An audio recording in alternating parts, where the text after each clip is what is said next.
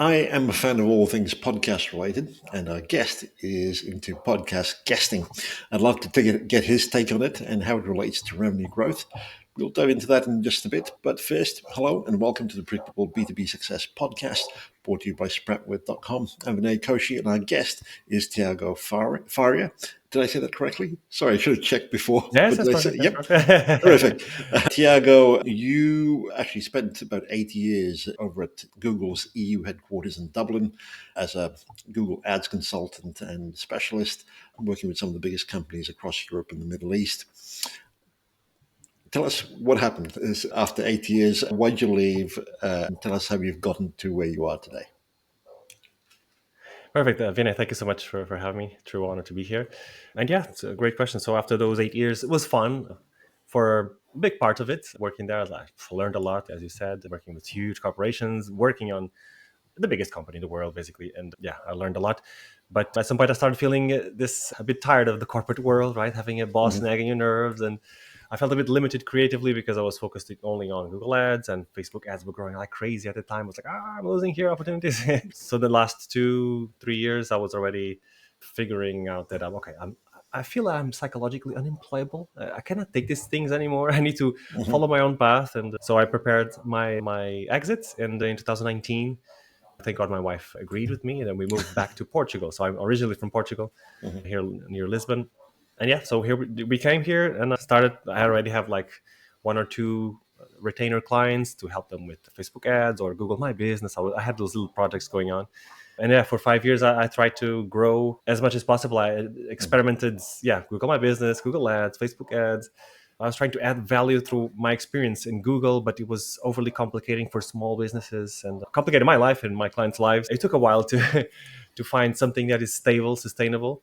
And it was only until last year when I was a bit also I was getting already frustrated with the amount of content I had to create to capture some attention. I was like, oh my God, I did multiple 90-day challenges, 120 days creating videos on YouTube and then Facebook Lives, and I was a bit reaching a boiling point. Okay, this is not working. I'm on this content wheel, and it's very hard to extract the clients that I want. So last year, before going on a holiday trip, I got an email from one of my mentors, and he said, "There's a new program, beta program launched. Just no content needed for you. You just need to just pure networking and referrals." I was like, "Okay, this is perfect for me."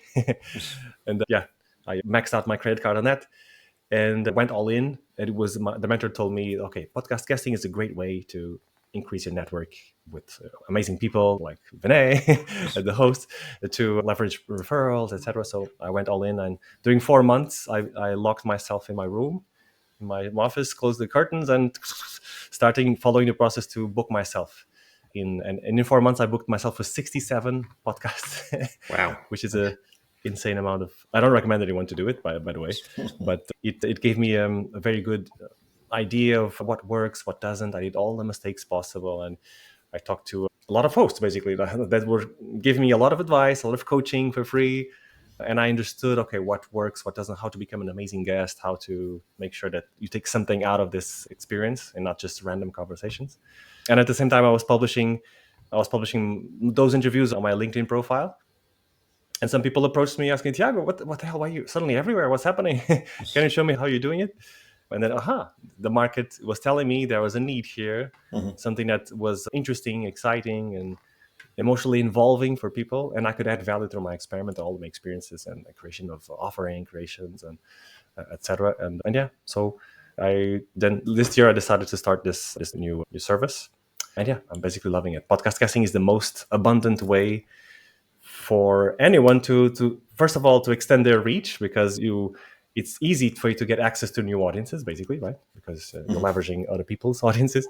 You create connections with amazing people within your niche, in your area, which can open many doors. They can refer you to other podcasts, so they can start sending you referrals and etc.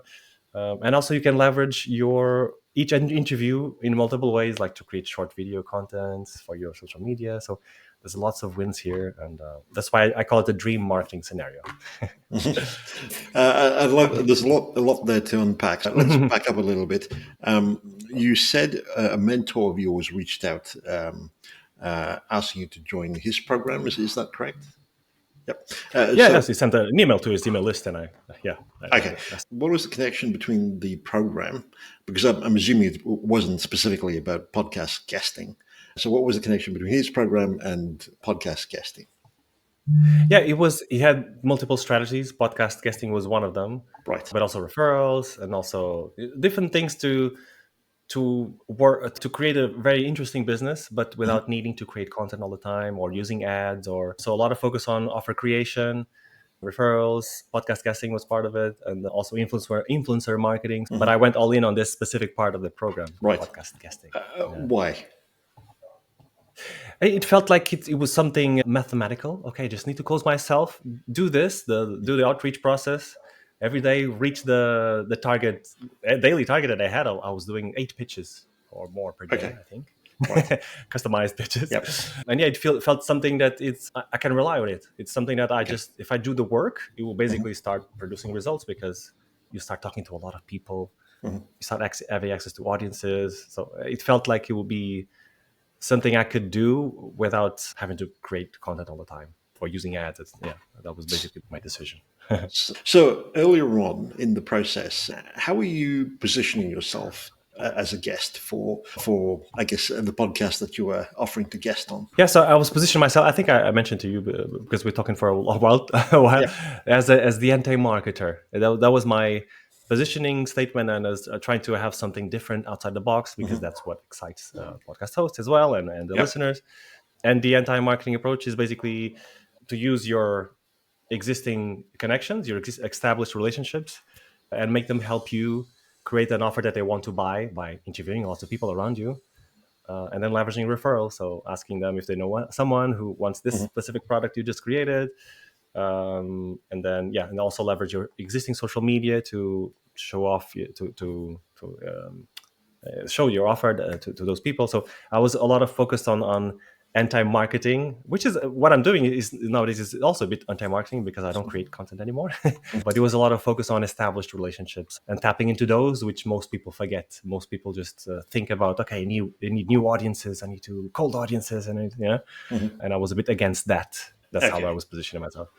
So you're very much focused on building relationships, if I understand this correctly, and doubling down on that in order to not just show your credibility and certainly your expertise, but also as over time encourage them to refer you to others. Would that be, I guess, the gist of what your Yes. approach? Correct. Is absolutely to enjoy, not enjoy, but seize every opportunity you have, Hmm. every relationship you create to multiply its effect, basically. Hmm. Because many of my clients, they say, oh, my business relies on referrals. Most of comes from referrals, but they don't have anything strategic about it. They just wait for Hmm. people's goodwill to recommend them naturally. But if we do that proactively and we have a system in place to proactively incentivize it through referral fees, etc., the impact it multiplies 10x. It has the Hmm. potential to multiply 10x. So yeah, I'm definitely super focused on that. Using your existing network and adding that with now podcast guesting, which is basically increasing your network of people that get to know and trust you because they spend an hour talking with you, they see you in action, they hear your story, etc. So it's a fantastic way to increase that network of people that will be helping you grow instead of you trying to do it all on your own. Yeah. And with this approach, what sort of podcast were you aiming to jump on? Was it? I would assume that there was something in the business space, but was there a particular ICP that you were going after, or was it more of a broad brush approach? No, I was focused mostly on first of all the marketing podcasts. I did a lot of effort on that because this is my area basically. But then I also expanded onto business podcasts and also entrepreneurship podcasts because I had a story to tell and I had Right. my own path to share. I was not usually when you go on a podcast tour, if you want to do a lot of them, Hmm. it's not a great idea to restrict yourself completely to just one very specific little thing Yep. because that's not how this world works. People listen to multiple different podcasts, and it's enough for you to capture one or two people listening to one specific episode because Hmm. especially if you charge high ticket for your services, that will Yep. be more than enough to attract the right person. Because podcast listeners are also a special breed. They like to go deep, right? They like to implement the things they learn, and also there's lots of studies that prove that it's a higher average income. So it's a good place to be, and you don't need to have hundreds of people reaching out to you. You just need one or two very good clients that will be become like your fans after they listen to you on a podcast. They know you deeply, they know your story, they see you in action, basically. So it's a very different sales environment when you're having a call with those people. Yeah, this is another reason why I love it so much. Brilliant. I'm also curious. Podcast guesting. There's obviously a fair few players in that space. What is it about your service that kind of stands out from the more established players? Let's put it that way. Absolutely, absolutely. That's a great question, Vinay. And yeah, so I did all that experiment. I talked to a lot of hosts, a lot of hosts that are pitched many times by those Yep. agencies. So I was just collecting what is okay. How can I add my differential side? And what I did was, first of all, I spent a lot of time on a prep stage with my clients before going even on a tour Hmm. to make sure that they have something unique, a Hmm. hook, some like a unique proposition that makes it stand out and not just another like business coach or whatever. So I spent a lot of time with that, looking at that, how they work with their clients, creating a proprietary framework. Like these are the steps you take with your clients, and to show that you have your stuff figured out basically, and that you have something predictable, something that produces predictable results. And also spend a lot of time on their origin story, crafting it together with them, following, I love the hero's journey, and I adapted the Hmm. hero's journey to the podcasting world. So the prep stage is super important, and I make sure that I use all my skills and knowledge I gathered through working at Google and on these 5 years of experimenting, and also focus a lot on the call to action, because people also go on these podcast tours and they naturally say, yeah, follow me on social media or book a call with me, and that doesn't work. It's not compelling. It's not the logical next step. So Yep. that's my first differential, the prep stage. And my second differential is not just booking people, it's what happens after the booking and the recording. So I have this stage called the amplification stage, and I seize every episode recording to create micro videos for my Hmm. clients, so that they have a lot of content out of each interview. After 1 hour interview, they have multiple pieces of content they Hmm. can repurpose, and I coach them and have lots of checklists on how to nurture the relationship with the hosts, because that's one of the most underused things about this world, because most people go on podcasts and then they just forget about it. They go to the next one, or Yep. I'm sure you had this experience that Yep. someone not contacting you again after the interview, right? I think it's the majority of people don't do it. So I make sure my clients leverage every single interaction they have to either become referral partners with the hosts or ask for more referrals of other podcasts, because you can easily 10x this impact of it. So yeah, those two things are how I'm approaching my differentiation. And for yourself, you said you're not producing content anymore. You're obviously on these podcasts Yes. guesting, so you are in effect producing some In a way, it's content. producing. Yeah. Are you doing anything else other than appearing on the podcast, or is it pretty much you're leaving it up to the hosts and their team to take it from post production onwards? So yeah, of course, I'm creating content. This is creating content, of course. Hmm. What I mean is, it's I'm not staring at the camera trying to look cool, record some awesome video, or Right. spend a whole hour. Because many people spend an hour trying to come up with the most Hmm. cool reel for Instagram, and instead of it, I could spend this hour talking to amazing people like yourself, Yeah. having a simple, genuine conversation, and content is seamlessly being extracted from me, basically, through just, and it's usually our most authentic, most genuine, and most highest quality content, and it's fun. Basically, that's why I say it's the most fun marketing you'll have, because you're having Hmm. chats with awesome people, and then when it's done, I usually ask to the host, as I'm going to ask you afterwards, if they could send me the raw video file right Hmm. after, so I could start creating short videos of interesting parts of this interview, create anticipation posts on my social media, always giving credit to the host. So always trying to help promote the podcast, because this is, everybody has to win out of this. And I love the abundance of this strategy. So that's why everybody wins, basically. So not creating content is, in this sense, you're just having conversations, fluid, natural conversations, and then you can repurpose it for your social media. And this content is also very good, is different from creating videos, in my opinion, because it's being validated by also a third party, right? You're being interviewed by someone in the subconscious of people, like, oh, this guy must know what he's talking about. He's being interviewed, right? And I have multiple people that see me on LinkedIn.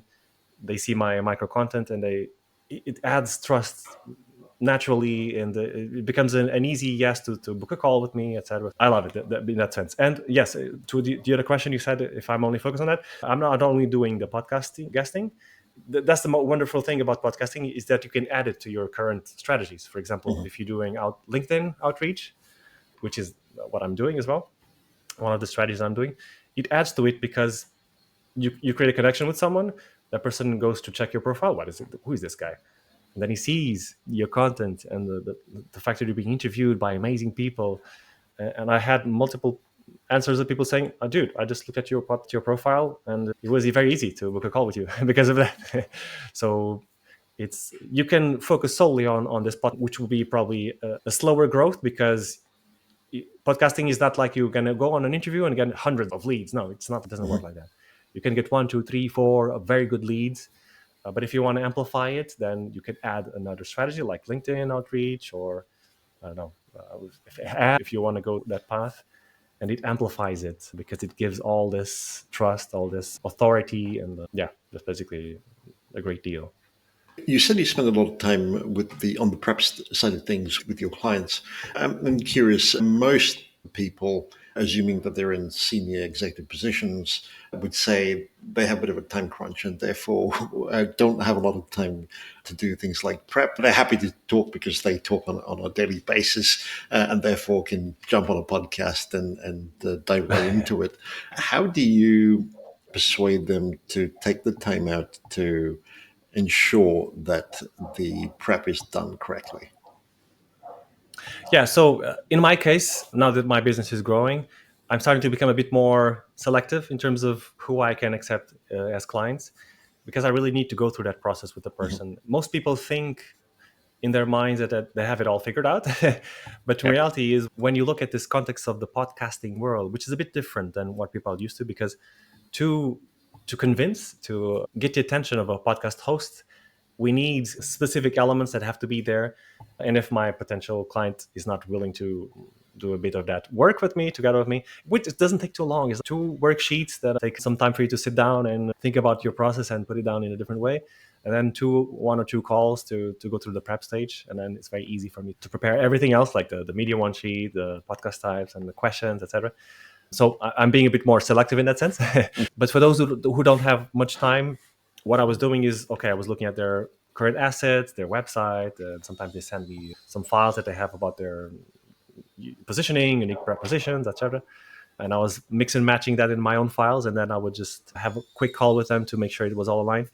But it's not the same thing. As now, my recent experience, I think it needs to be more worked, and I need to extract some more things from the minds of the founders or the CEOs, especially for the origin story, because most of us don't think of it in a Mhm. hero's journey way, and that is very important to create a compelling story that will resonate with the audience. So yeah, to answer your question, it's possible to do it if you don't have much time, but it will not be as impactful, or it will make our lives harder to convince the podcast hosts to be an amazing guest.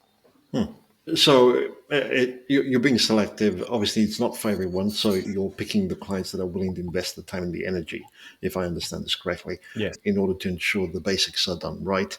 When you're looking for an angle or, I guess, a unique selling point of a potential client, how do you go about positioning them?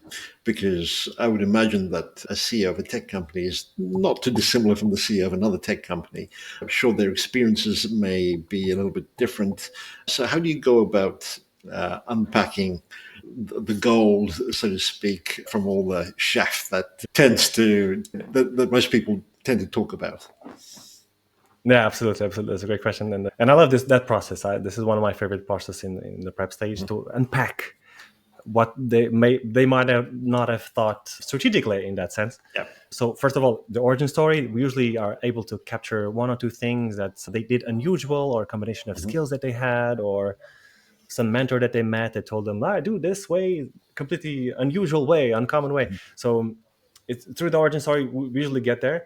But then there are two exercises that I love to do with my clients, which is to find their unique mechanism, something that makes them stand out, something different, which is usually the first strategy, is to use the without. Okay, so think about everything that your clients have been trying to do. No, think about everything that is blocking them currently from achieving what they want to achieve. For example, things they don't Mhm. like to do, things they hate, things they cannot do. So think about those things and position yourself as someone who does, for example, lose 10 pounds without doing any kind of diet, things that they Mhm. hate. That is a great way for you to differentiate yourself from Yeah. everything else. The other way that I have to do is to basically find the uncommon answer or unusual answer, thinking about everything that is said in the market nowadays, what is assumed as the standard, what your Mhm. competitors are saying, basically, and then say the completely opposite or something unusual that you can usually take from your story. I don't know, from the top of mind, for example. So, as me as the anti-marketer, so for example, get more clients without no not without but by not creating any content anymore. For example, that's it's against what the usual things are said in the market, and those are two very easy strategies to start differentiating yourself. And then, of course, I love to also create a name for your own unique mechanism. Basically, so there's a lot of exercise I love to do with my clients, but those two short questions, prompt questions, I think they spark ideas usually for my clients. Okay. And in terms of the market that you're going after, you said it's business, but are you niching down even in that space to a particular segment, or is it Yeah, pretty much everyone? it's not specifically so not a specific segment or demographics, but Mhm. yeah, usually I'm focusing on like coaches, service providers, consultants, but mostly what I love to how I position myself is people that rely on trust Mhm. to sell higher ticket products or services. So Okay. basically, that's the thing. So if you're selling high ticket, you usually rely on trust, on generating large amounts of trust from people. And in my opinion, podcast guesting is one of the fastest and easiest ways to do it. The other way is probably to write a book and then Mhm. follow the funnel acquisition funnel side, which is a bit more complex. And I think you need to already have what we talked about: a good offer, a good positioning in place before you go on that path. So podcast casting is the safest way and the easiest way for you to start doing it in an environment that allows you to like make a lot of mistakes. Basically, you can Mhm. go on a podcast and it goes terribly. You can just forget about it. Go on the next one. You start practicing the way you talk about what you do. You start getting ideas of how to package these things, and your frameworks becomes better.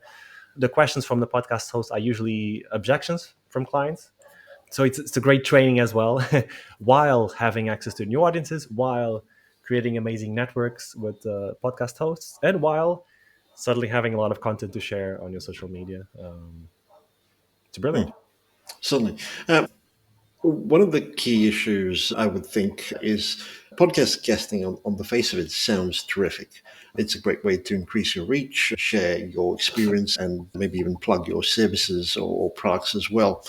When it comes to actually understanding the attribution of the effect of podcast guesting, it can be a bit of a grey area, especially when you're comparing it with, I guess, other marketing activities that a client might be engaged in.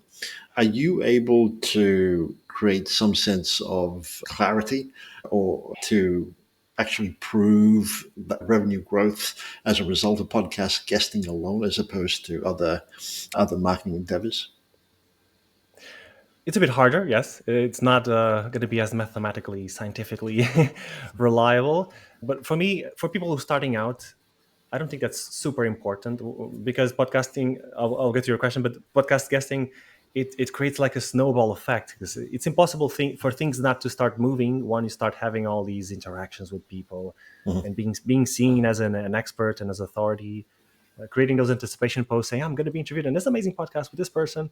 Can't wait to share it with you. And then short videos of you being interviewed. And then you're publishing the large interviews, large pieces of content, long form pieces of content you can share with your cold leads, you can share with your email list. So it's impossible for nothing to happen once you start on this path. But if you want to be more picky and once you start growing, maybe you have something more you want to compare with other venues.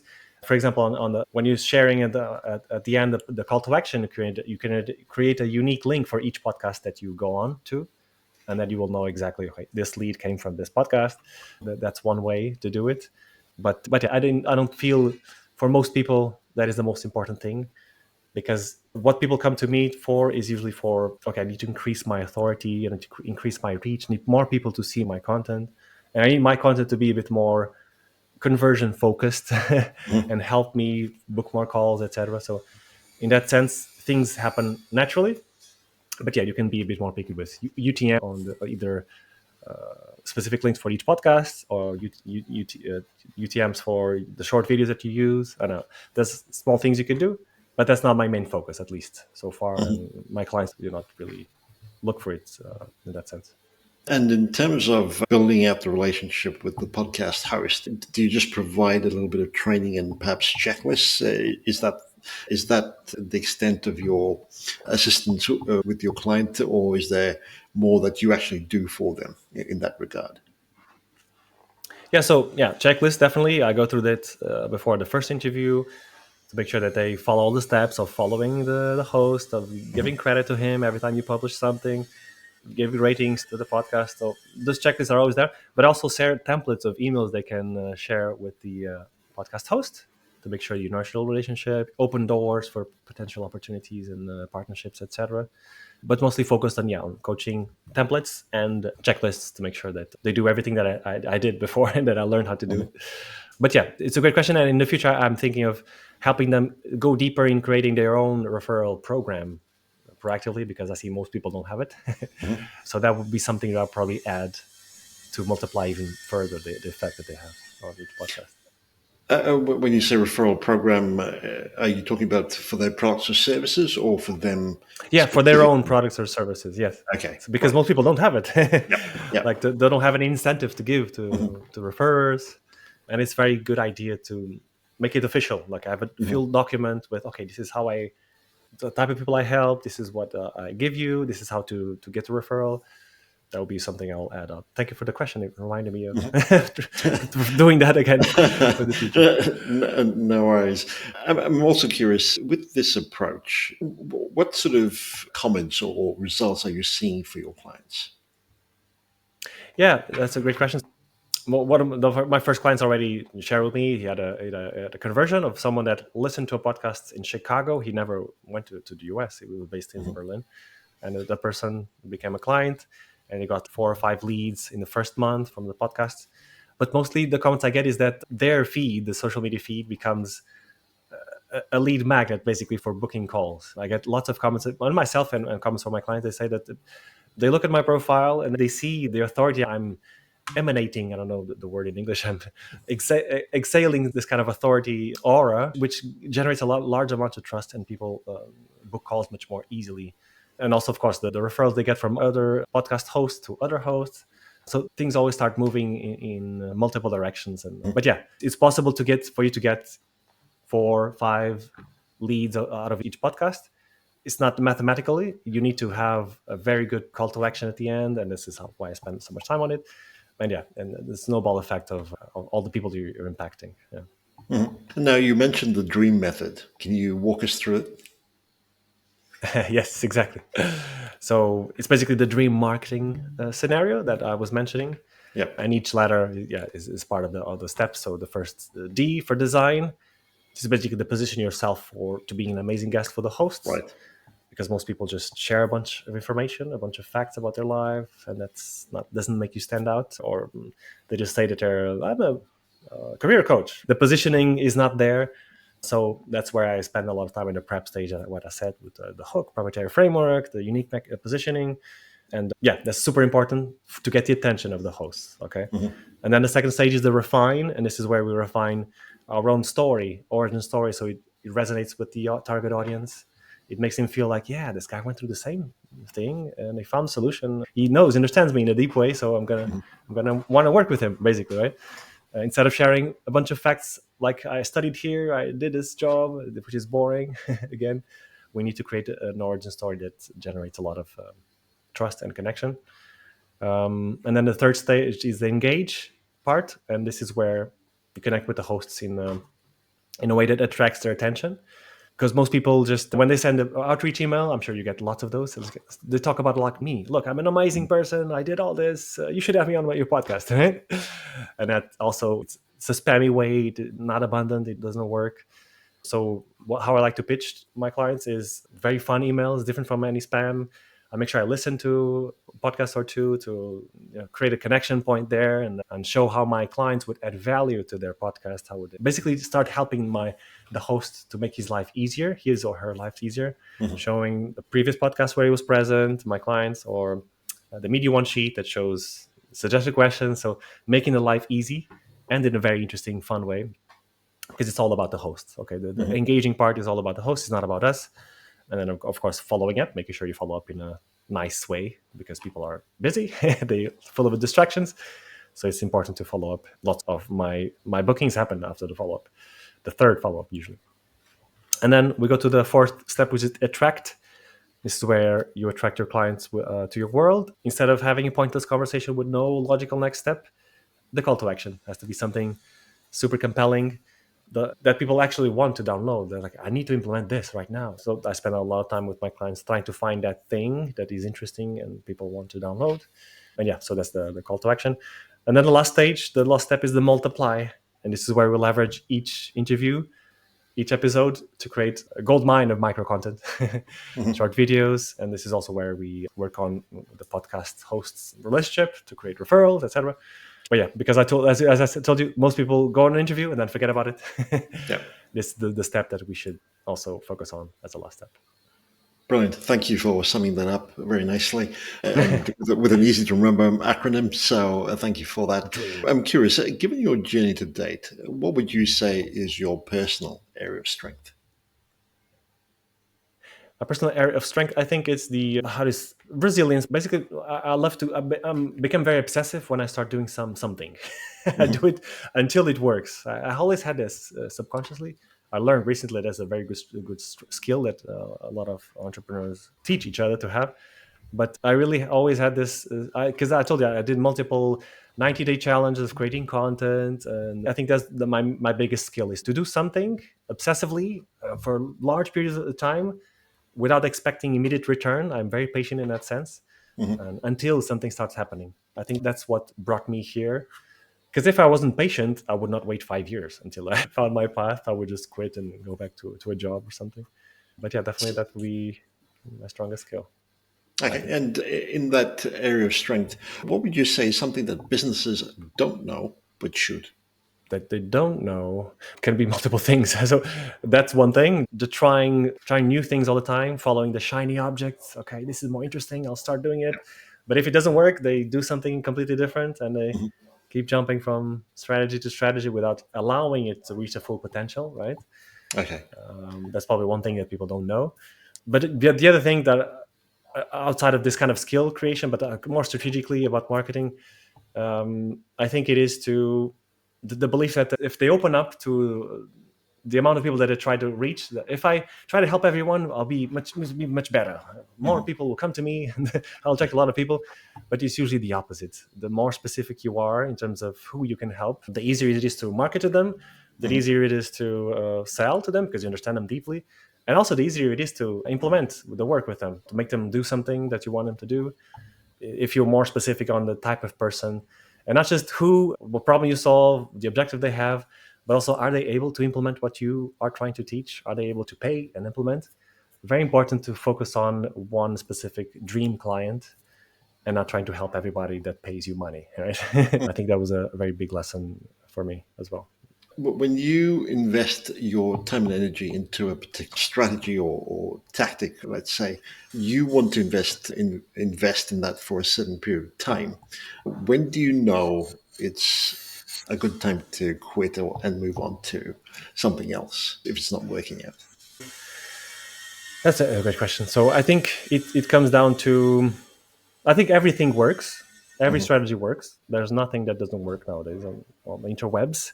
I think it comes down to more how you feel about it.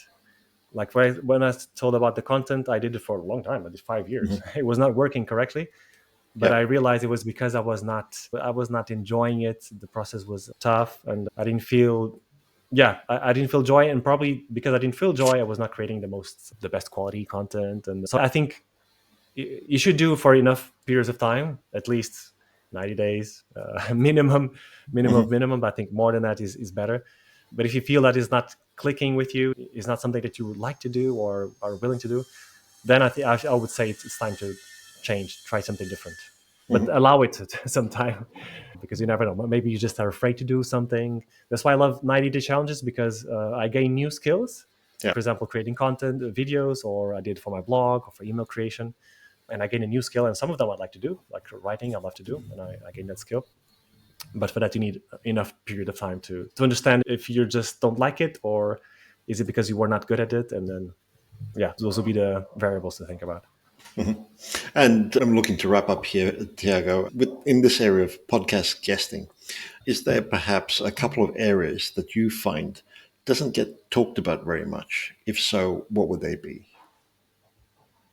Yeah, I think one of them is the relationship with the hosts. Hmm. That's not talked about at all. People Yep. just think it's the access to new audiences and then forget about it. Go move on to the next one. But that for me is I think the most profitable period of podcast casting is between the recording and the go live of the episodes. The relationship we create with the host, the goodwill you create with that person, and you can, because you spend the time recording, and then if you leverage the relationship and keep being present and helping promote the episode, it usually opens lots of doors, because the law of reciprocity, right? it Hmm. starts Yep. working out. And podcast hosts are very highly influential people, highly connected.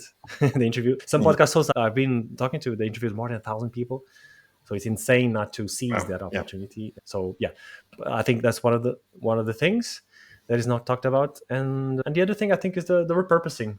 Yeah, the using each interview to for Hmm. your own content. It creates a very good quality, your most authentic content again, very natural conversation. I think those two would be the most untouched areas of Hmm. podcast casting.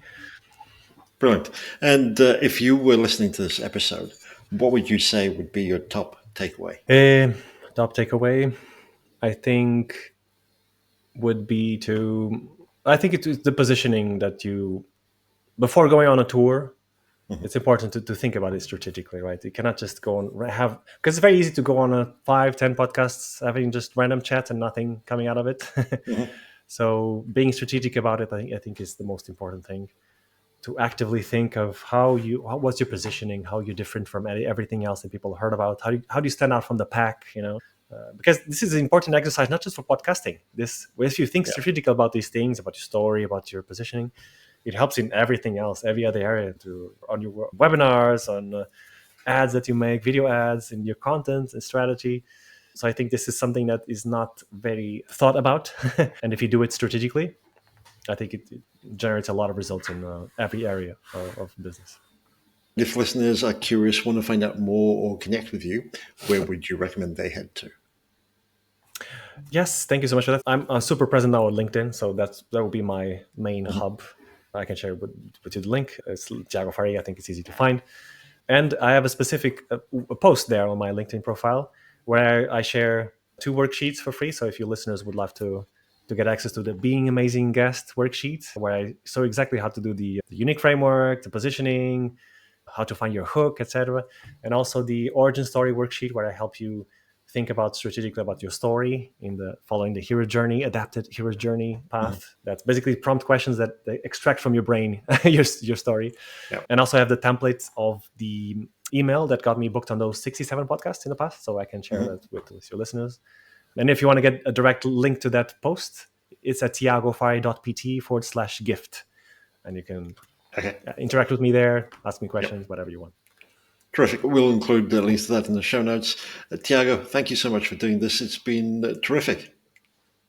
Thank you so much, Vinay. True honor. Thank you so much for your time, and hope people got some value out of this conversation.